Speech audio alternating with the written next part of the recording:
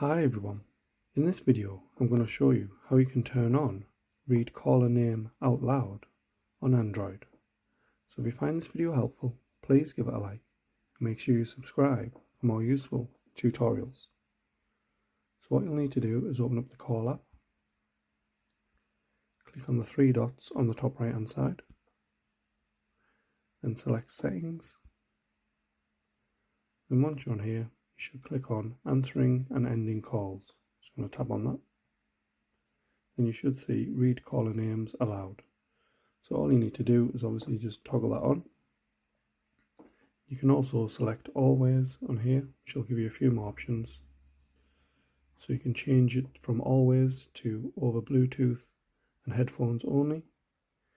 And you can also turn on Read Caller Names twice.